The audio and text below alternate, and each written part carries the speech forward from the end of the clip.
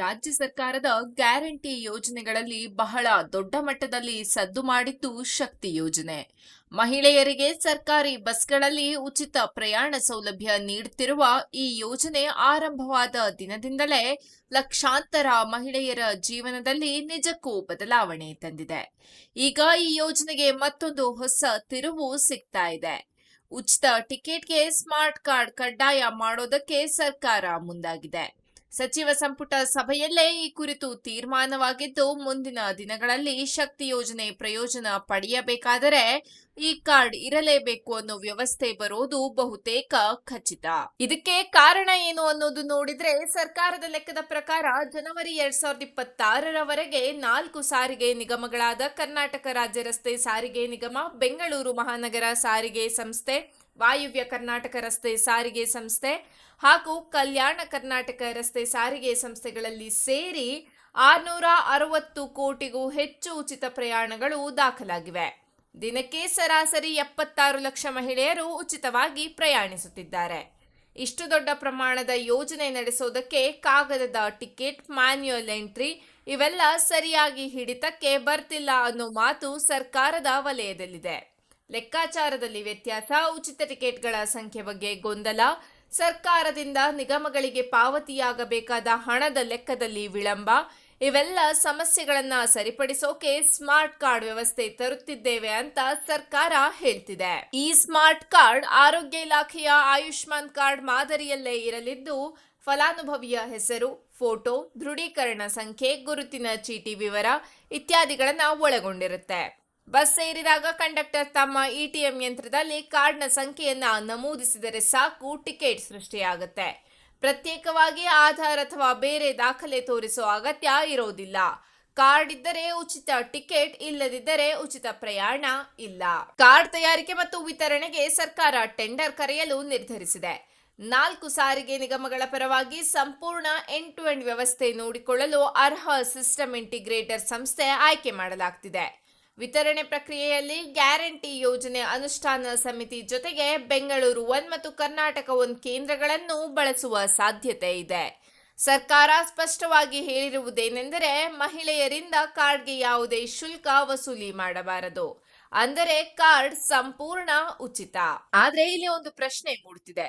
ಇಷ್ಟು ದೊಡ್ಡ ಮಟ್ಟದಲ್ಲಿ ಲಕ್ಷಾಂತರ ಮಹಿಳೆಯರಿಗೆ ಸ್ಮಾರ್ಟ್ ಕಾರ್ಡ್ ತಯಾರಿಸಬೇಕಾದರೆ ಖರ್ಚು ಎಷ್ಟು? ಅಧಿಕೃತ ಅಂಕಿಅಂಶ ಇನ್ನೂ ಹೊರಬಂದಿಲ್ಲದಿದ್ದರೂ ತಾಂತ್ರಿಕ ವ್ಯವಸ್ಥೆ, ಕಾರ್ಡ್ ಮುದ್ರಣ, ಡೇಟಾಬೇಸ್ ನಿರ್ಮಾಣ, ಸಾಫ್ಟ್ವೇರ್ ಅಭಿವೃದ್ಧಿ, ಸರ್ವರ್ ನಿರ್ವಹಣೆ, ವಿತರಣೆ ವ್ಯವಸ್ಥೆ ಇವೆಲ್ಲ ಸೇರಿ ಕೋಟ್ಯಾಂತರ ರೂಪಾಯಿ ಖರ್ಚಾಗೋದು ಖಚಿತ ಎನ್ನಲಾಗ್ತಿದೆ. ಕೆಲ ಅಂದಾಜುಗಳ ಪ್ರಕಾರ ಈ ಯೋಜನೆಗೆ 100 ಕೋಟಿಗಳವರೆಗೆ ವೆಚ್ಚವಾಗಬಹುದು ಎಂಬ ಮಾತು ಕೇಳಿ ಬರ್ತಿದೆ. ಅಷ್ಟೊಂದು ಹಣ ಖರ್ಚು ಮಾಡುವ ಯೋಜನೆ ಆಗಿರುವುದರಿಂದಲೇ ಭ್ರಷ್ಟಾಚಾರದ ಆರೋಪಕ್ಕೂ ದಾರಿ ತೆರೆದುಕೊಳ್ಳಬಹುದು ಎಂಬ ವಾದ ವಿರೋಧ ಪಕ್ಷಗಳು ಮತ್ತು ಕೆಲ ವಲಯಗಳಿಂದ ಕೇಳಿ ಬರ್ತಿದೆ. ಭ್ರಷ್ಟಾಚಾರ ಹೇಗೆ ಸಾಧ್ಯ ಅನ್ನೋದನ್ನ ನೋಡಿದ್ರೆ, ಮೊದಲನೆಯದಾಗಿ ಟೆಂಡರ್ ಪ್ರಕ್ರಿಯೆಯಲ್ಲೇ ಅಕ್ರಮ ನಡೆಯಬಹುದು ಎಂಬ ಅನುಮಾನ.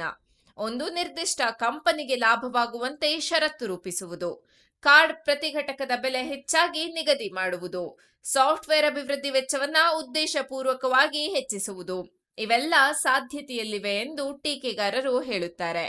ಎರಡನೆಯದಾಗಿ ಲಾಭಾಂಶ ಹಂಚಿಕೆ ಅಥವಾ ಕಮಿಷನ್ ಆರೋಪಗಳು ಹೊರಬರುವ ಸಾಧ್ಯತೆ. ಮೂರನೆಯದಾಗಿ ವಾಸ್ತವಿಕ ಫಲಾನುಭವಿಗಳ ಸಂಖ್ಯೆಯನ್ನು ಹೆಚ್ಚಾಗಿ ತೋರಿಸಿ ಹೆಚ್ಚುವರಿ ಕಾರ್ಡ್ ಮುದ್ರಿಸುವುದು ಕೂಡ ಒಂದು ಸಾಧ್ಯ ಅಕ್ರಮ ಮಾದರಿ ಎಂದು ಕೆಲವರು ಹೇಳ್ತಾರೆ. ಆದ್ರೆ ಇವೆಲ್ಲವೂ ಸದ್ಯಕ್ಕೆ ಕೇವಲ ಅನುಮಾನಗಳಷ್ಟೇ. ಸರ್ಕಾರ ಪಾರದರ್ಶಕವಾಗಿ ಟೆಂಡರ್ ನಡೆಸಿದರೆ ಇಂತಹ ಆರೋಪಗಳಿಗೆ ಅವಕಾಶವೇ ಇರೋದಿಲ್ಲ ಎನ್ನುವುದು ಇನ್ನೊಂದು ವಾದ. ಇನ್ನೊಂದೆಡೆ ಸಾರಿಗೆ ನಿಗಮಗಳ ದೃಷ್ಟಿಯಿಂದ ನೋಡಿದ್ರೆ ಈ ಕಾರ್ಡ್ ದೊಡ್ಡ ಉಪಯೋಗ ಮಾಡಬಹುದು. ಮಹಿಳೆಯರ ಹೆಸರಿನಲ್ಲಿ ನಕಲಿ ಉಚಿತ ಟಿಕೆಟ್ ಸೃಷ್ಟಿಸಿ ಟ್ರಿಪ್ ಕಲೆಕ್ಷನ್ ಹೆಚ್ಚಿಸುತ್ತಾರೆ ಎಂಬ ಆರೋಪಗಳು ಕೆಲವೊಮ್ಮೆ ಕೇಳಿಬರುತ್ತಿವೆ. ಸ್ಮಾರ್ಟ್ ಕಾರ್ಡ್ ಬಂದರೆ ಪ್ರತಿ ಪ್ರಯಾಣ ಡೇಟಾ ರೂಪದಲ್ಲಿ ದಾಖಲಾಗಿರುವುದರಿಂದ ಇಂತಹ ಅಕ್ರಮಕ್ಕೆ ಕಡಿವಾಣ ಬೀಳಬಹುದು. ಸರ್ಕಾರದಿಂದ ಬಾಕಿ ಇರುವ ಹಣವನ್ನ ನಿಖರ ಲೆಕ್ಕದ ಆಧಾರದ ಮೇಲೆ ಪಟ್ಟು ಹಿಡಿದು ಪಡೆಯಲು ನಿಗಮಗಳಿಗೆ ಸಹಾಯವಾಗುತ್ತೆ. ಉಚಿತ ಟಿಕೆಟ್ಗಳ ಪ್ರತ್ಯೇಕ ಲೆಕ್ಕ ಇಟ್ಟುಕೊಳ್ಳುವ ತಲೆನೋವು ಕಡಿಮೆಯಾಗುತ್ತೆ. ಮಹಿಳೆಯರಿಗೂ ಇದರ ಲಾಭ ಏನೆಂದರೆ, ಪ್ರತಿ ಸಲ ದಾಖಲೆ ತೋರಿಸೋ ಅವಶ್ಯಕತೆ ಇಲ್ಲ. ಒಮ್ಮೆ ಕಾರ್ಡ್ ಸಿಕ್ಕರೆ ಸಾಕು, ಪ್ರಯಾಣ ಸುಲಭ. ಆದರೆ ಕಾರ್ಡ್ ಇಲ್ಲದಿದ್ದರೆ ಉಚಿತ ಪ್ರಯಾಣ ಸಿಗೋದಿಲ್ಲ ಅನ್ನೋ ಕಡ್ಡಾಯ ನಿಯಮ ಬಂದ್ರೆ ಮೊದಲ ಹಂತದಲ್ಲಿ ನೋಂದಣಿ ಕಾರ್ಡ್ ಪಡೆಯೋ ಪ್ರಕ್ರಿಯೆ ಇವೆಲ್ಲ ಸ್ವಲ್ಪ ಗೊಂದಲ ಸೃಷ್ಟಿಸುವ ಸಾಧ್ಯತೆ ಇದೆ. ಟೆಂಡರ್ ಪ್ರಕ್ರಿಯೆ ಮುಗಿದು ಕಾರ್ಡ್ ತಯಾರಿ ವಿತರಣೆ ಪ್ರಾರಂಭವಾಗೋಕೆ ಕನಿಷ್ಠ 3 ತಿಂಗಳು ಬೇಕು ಎಂದು ಹೇಳಲಾಗ್ತಿದೆ.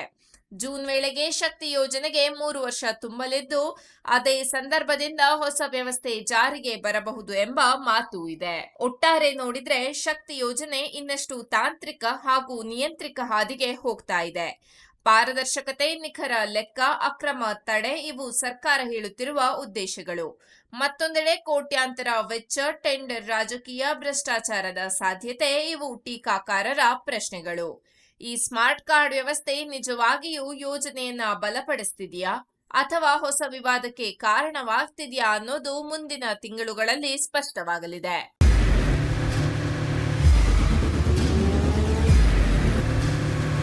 ಪ್ರಜಾಮಾರ್ಗ ನ್ಯೂಸ್, ಇದು ಜನಸಾಮಾನ್ಯರ ಧ್ವನಿ. ನಮಸ್ಕಾರ. ನೀವು ನೋಡ್ತಾ ಇದ್ದೀರಾ ಪ್ರಜಾಮಾರ್ಗ ನ್ಯೂಸ್. ರಾಷ್ಟ್ರದ, ರಾಜ್ಯದ, ರಾಜಕೀಯದ ಬಗ್ಗೆ ಹೆಚ್ಚಿನ ಸಿನಿಮಾ ಅಪ್ಡೇಟ್ಗಳಿಗಾಗಿ ಫಸ್ಟ್ ಲೈಕ್ ಮಾಡಿ, ಸಬ್ಸ್ಕ್ರೈಬ್ ಆಗಿ, ಹಾಗೆ ಫಾಲೋ ಕೂಡ ಮಾಡಬೇಕು.